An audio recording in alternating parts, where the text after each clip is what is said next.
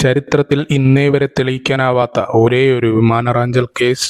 ആകാശത്തിന്റെ കറുത്ത വിരിപ്പിലേക്ക് പണക്കെട്ടുകളുമായി അലിഞ്ഞില്ലാതായ ഒരു മനുഷ്യൻ. FBI 45 വർഷം വട്ടം കറക്കിയ അമേരിക്ക കണ്ട ഏറ്റവും വലിയ ദുരൂഹത. ആരായിരുന്നു അയാൾ? എങ്ങോട്ട് പോയി? ഇന്നും ഉത്തരം കിട്ടാത്ത ചോദ്യങ്ങൾ ബാക്കിവെച്ച DB കൂപ്പറിന്റെ അവിശ്വസനീയമായ കഥയിലേക്ക് സ്വാഗതം. Welcome to Mallu fame talks. Video മുഴുവനായി കാണാൻ ശ്രമിക്കുക. നവംബർ 24, 1971 അമേരിക്കയിലെ പോർട്ട്ലാൻഡിൽ നിന്നും സിയാറ്റിലേക്കുള്ള ഒരു സാധാരണ യാത്ര. വെറും 30 മിനിറ്റ് മാത്രം ദൈർഘ്യമുള്ള ഒരു കുഞ്ഞു വിമാനയാത്ര. നോർത്ത് വെസ്റ്റ് ഓറിയന്റ് എയർലൈൻസിന്റെ ഫ്ലൈറ്റ് 305-ൽ 36 യാത്രക്കാരും 6 ജീവനക്കാരും മാത്രം.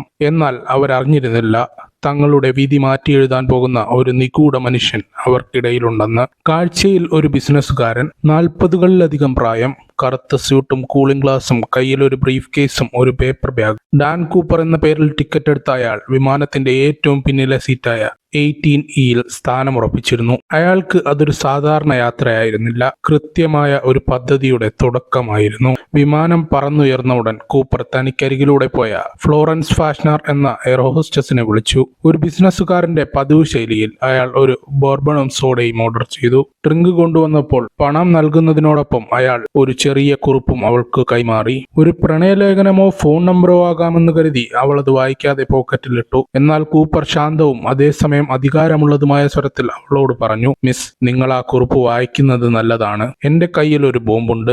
ആ വാക്കുകൾ കേട്ട് ഞെട്ടിയ ഫ്ലോറൻസ് വിറയ്ക്കുന്ന കൈകളോടെ കുറിപ്പ് തുറന്നു. അതിൽ ഭംഗിയുള്ള കൈയക്ഷരത്തിൽ ഇങ്ങനെ എഴുതിയിരിക്കുന്നു: എന്റെ ബ്രീഫ് കേസിൽ ഒരു ബോംബുണ്ട്. നിങ്ങൾ എന്റെ അടുത്ത് വന്നിരിക്കുക. അതോടെ ആ സാധാരണ വിമാനയാത്ര ചരിത്രത്തിലെ ഏറ്റവും നിഗൂഢമായ ഹൈജാക്കിങ്ങിന് വഴിമാറുകയായിരുന്നു. അവൾക്ക് വിശ്വസിക്കാനായില്ല.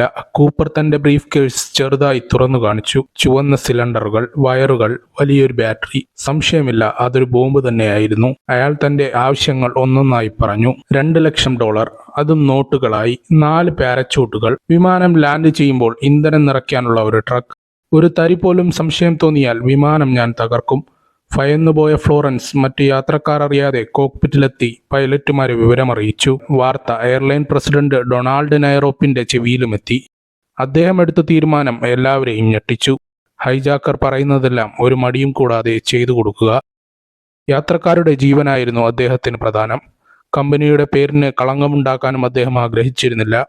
FBI-യുമായി ചേർന്ന് ഒരു സിയാറ്റിൽ ബാങ്കിൽ നിന്ന് പണം സംഘടിപ്പിച്ചു. പണം സംഘടിപ്പിക്കാൻ സമയം വേണം, എയർ ഹോസ്റ്റസ് കൂപ്പറിനെ അറിയിച്ചു. ഒട്ടും ആലോചിക്കാതെ അയാൾ മറുപടി പറഞ്ഞു. പണം ശരിയാകും വരെ വിമാനം സിയാറ്റിൽ എയർപോർട്ടിന് സമീപം ആകാശത്ത് തന്നെ പറന്നു നടക്കട്ടെ. വെറും 30 മിനിറ്റ് യാത്ര 3 മണിക്കൂറുകളായി നീണ്ടു. സാങ്കേതിക തകരാറെന്ന് പൈലറ്റ് യാത്രക്കാരോട് കള്ളം പറഞ്ഞു. ഒടുവിൽ സിയാറ്റിൽ എയർപോർട്ടിൽ വിമാനം ലാൻഡ് ചെയ്തു.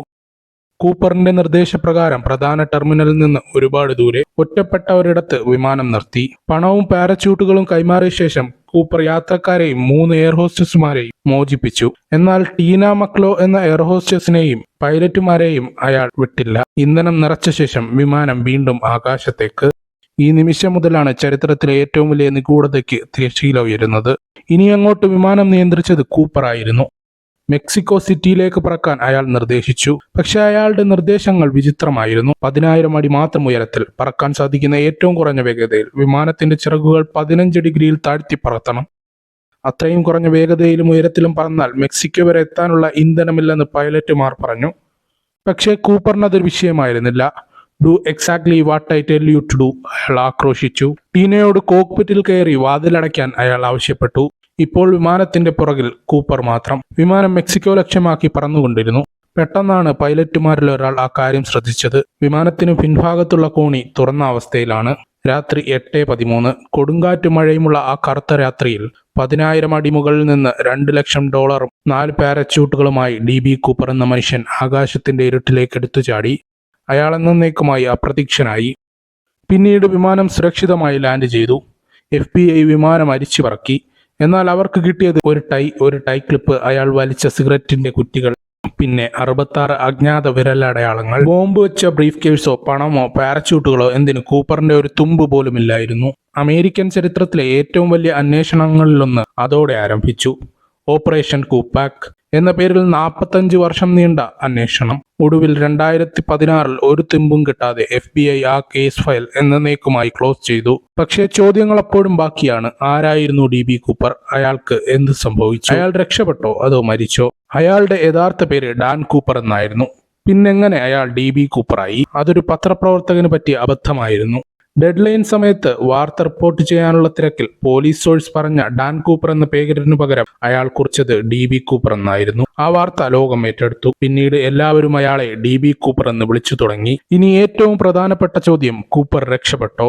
FBIയുടെ ആദ്യ നിഗമനം ഇല്ല എന്നായിരുന്നു. കാരണങ്ങൾ പലതാണ്. 10 കിലോ ഭാരമുള്ള പണവും ശരീരത്തിൽ കെട്ടിവെച്ച് കനത്ത മഴയും കൊടുങ്കാറ്റുമുള്ള രാത്രിയിൽ ഒരു ബിസിനസ് സൂട്ട് ധരിച്ച് 10,000 അടി മുകളിൽ നിന്ന് ചാടുക എന്നത് ആത്മഹത്യക്ക് തുല്യമാണ്. താഴെ കൊടും വനവും തണുത്ത തടാകങ്ങളുമാണ്. ആ തണുപ്പിൽ മിനിറ്റുകൾക്കകം മരണം സംഭവിക്കാം. പക്ഷെ അവിടെയാണ് കഥയിലെ ട്വിസ്റ്റ്.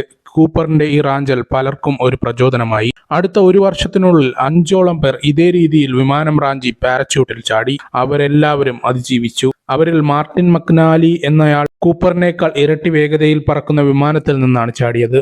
അയാൾ പോലും നിസാരമായി രക്ഷപ്പെട്ടു. അപ്പോൾ പിന്നെ കൃത്യമായ തയ്യാറെടുപ്പുകളോടെ വന്ന കൂപ്പറിന് രക്ഷപ്പെടാൻ സാധിക്കില്ലേ? ഈ ചിന്ത FBIയെ വീണ്ടും കുഴപ്പത്തിലാക്കി. FBI കൂപ്പറിന്റെ രേഖാചിത്രങ്ങൾ തയ്യാറാക്കി. നോട്ടുകെട്ടുകളുടെ സീരിയൽ നമ്പറുകൾ പരസ്യപ്പെടുത്തി. വിവരങ്ങൾ നൽകുന്നവർക്ക് പാരിതോഷികങ്ങൾ പ്രഖ്യാപിച്ചു. വർഷങ്ങൾ കടന്നുപോയി. 1980 ഒരു 8 വയസ്സുകാരൻ ബ്രയാൻ ഇൻഗ്രാം കൊളംബിയ നദിയുടെ തീരത്ത് കളിച്ചുകൊണ്ടിരിക്കുമ്പോൾ മണ്ണിൽ പുതഞ്ഞ നിലയിൽ ഒരു കെട്ട് പണം കണ്ടെത്തി. ദ്രവിച്ച ഡോളർ നോട്ടുകൾ. പോലീസ് ആ നോട്ടുകൾ പരിശോധിച്ചു. സീരിയൽ നമ്പറുകൾ ഒത്തുനോക്കിയപ്പോൾ അവർ ഞെട്ടി. അതെ, അത് DB കൂപ്പറിന് നൽകിയ പണത്തിന്റെ ഭാഗമായിരുന്നു. 8 വർഷത്തിന് ശേഷം ആദ്യമായി ഒരു തുമ്പ്. $5,800 അന്ന് കിട്ടിയത്. ബാക്കി പണം എവിടെ? കൂപ്പറിന്റെ ശരീരം എവിടെ? ഈ പണം എങ്ങനെ ഇവിടെ എത്തി? ചോദ്യങ്ങൾ വീണ്ടും പെരുകി. ആരായിരുന്നു കൂപ്പർ? അന്വേഷണം പ്രതികളിലേക്ക് നീണ്ടു. കൂപ്പർ ഉപേക്ഷിച്ചു പോയ ടൈക്ലിപ്പിൽ നടത്തിയ ആധുനിക പരിശോധനയിൽ ടൈറ്റാനിയത്തിന്റെ അംശം കണ്ടെത്തി. ഇത് വിമാന നിർമ്മാണ കമ്പനികളിൽ മാത്രം ഉപയോഗിക്കുന്ന ഒന്നായിരുന്നു. ഒരുപക്ഷെ അയാൾ ബോയിങ്ങിലെ ഒരു ജീവനക്കാരനായിരുന്നു. സംശയമുന നീണ്ടത് റിച്ചാർഡ് മക്കോയി എന്ന വിയറ്റ്നാം സൈനികനിലേക്കാണ്. കൂപ്പർ സംഭവത്തിന് 5 മാസങ്ങൾക്ക് ശേഷം മക്കോയി അതേ രീതിയിൽ ഒരു വിമാനം റാഞ്ചി. പക്ഷെ അയാൾ പെട്ടെന്ന് പിടിയിലായി. പലരും വിശ്വസിച്ചു മക്കോയി തന്നെയാണ് കൂപ്പർ എന്ന്. പക്ഷെ കൂപ്പറിന്റെ റാഞ്ചൽ നടന്ന ദിവസം മക്കോയി മറ്റൊരു സ്ഥലത്തായിരുന്നു എന്ന് പിന്നീട് തെളിഞ്ഞു. അങ്ങനെ ആ വഴിയും അടഞ്ഞു. അവസാനം ഉയർന്നു കേട്ട പേരാണ് റോബർട്ട് റാക്സ്ട്രോ. മുൻ സൈനികനും പൈലറ്റുമായിരുന്ന ഇയാളായിരുന്നു കൂപ്പർ എന്ന് ഒരു സംഘം സ്വകാര്യ അന്വേഷകർ വാദിച്ചു. പക്ഷേ ശക്തമായ തെളിവുകളില്ലാത്തതിനാൽ FBI ഈ വാദവും തള്ളി. റാക്സ്ട്രോ 2019 മരണപ്പെട്ടു. അയാൾക്കെതിരെ യാതൊരു തെളിവും കണ്ടെത്താൻ അമേരിക്കൻ അന്വേഷണ ഏജൻസികൾക്കായില്ല.